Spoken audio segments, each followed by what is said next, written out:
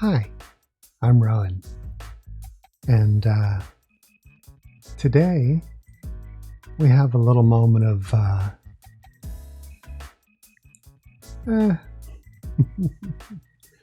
ennui, memories.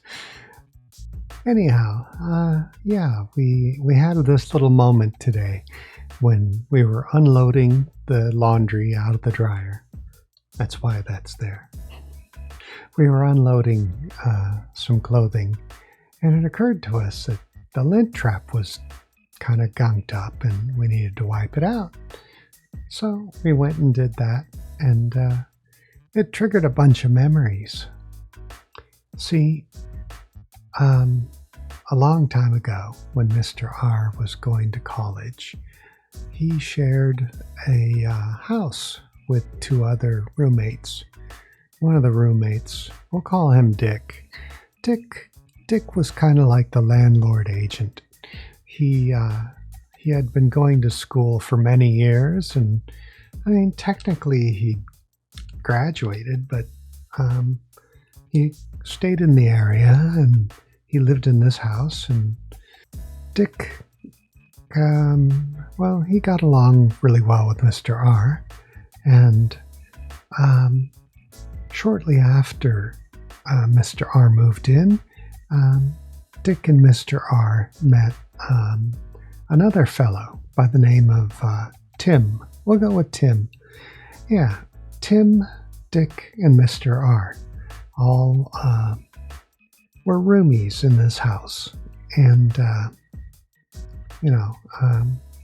Dick got the master bedroom, and Mr. R got the second size big bedroom, and Tim got the smaller room because he was the third guy and he wasn't paying as much. But, whatever. We all lived there. And, I lived there too, but I was very quiet. No one knew I existed. And everything was really nice there. We would hang out, and Tim would put on some jazz music with Louis Armstrong and Miles Davis and all the really good guys. And we would sit there in the evening and we'd pull out a nice stogie, because that was something else that Tim brought in, was a little bit of class. He liked sipping scotch and smoking cigars. So we got into this kind of habit of, figuring out what kind of cigars we liked. And Mr. R liked, it was a Dominican cigar that was very close to Cuban, because, Dominican Republic. But, we would sit there and smoke cigars and listen to jazz music on Dick's really powerful speaker system. And, we would, maybe just hang out and smoke cigars. And that'd always be after we had a little barbecue with a little hibachi in the backyard. And, it was definitely a sausage party. It was three guys being guys.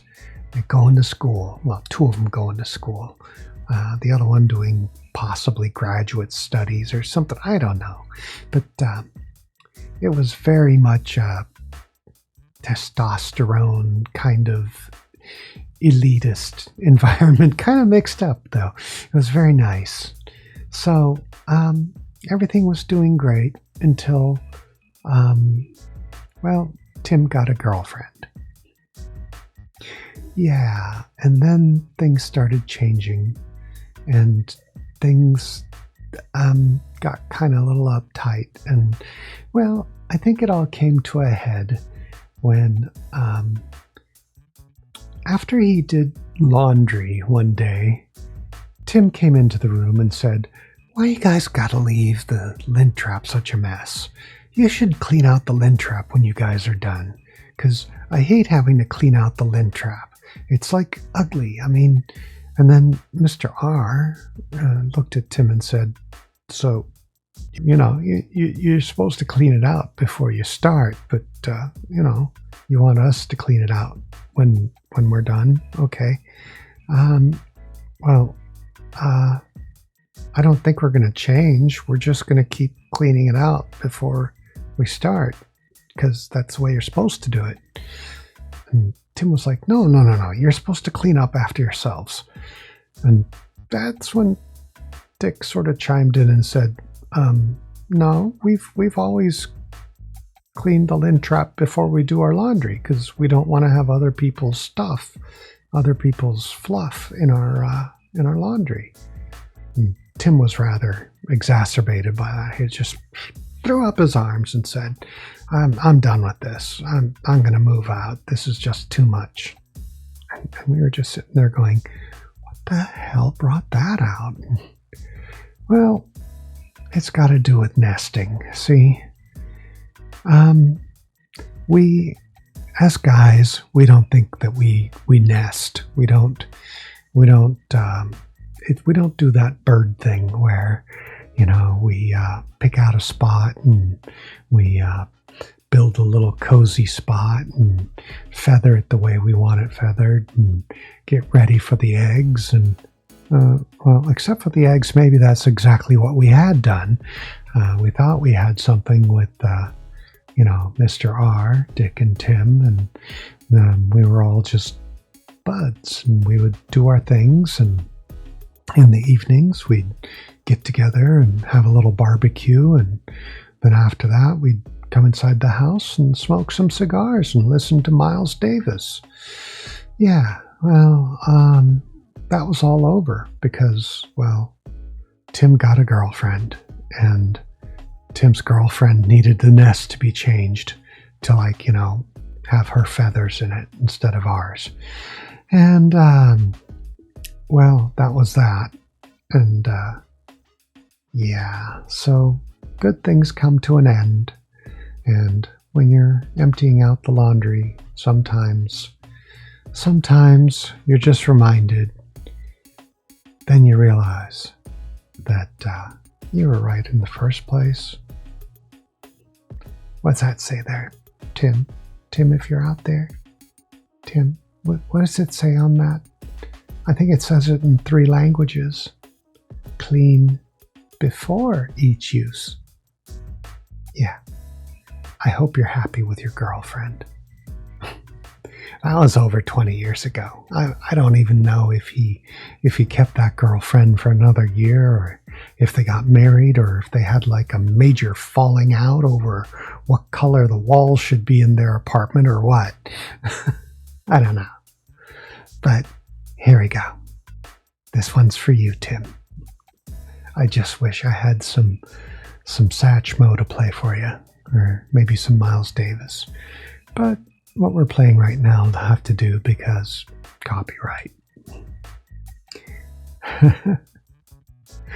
I guess the moral of the story is, when you're young, be flexible and live with what you got.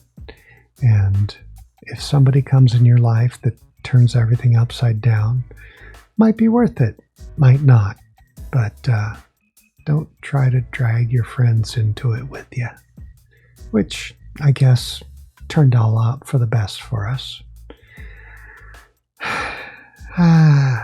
Laundry and memories.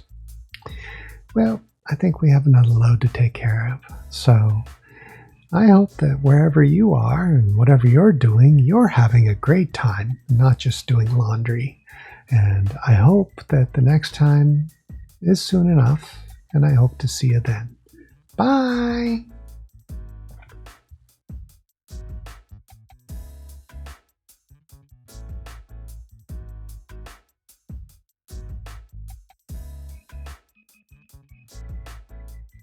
Don't let the crazy bitches change you. Jeez. Well, unless you decide you're going to marry them. Even then, you better choose wisely, or else you'll be breaking the law every time.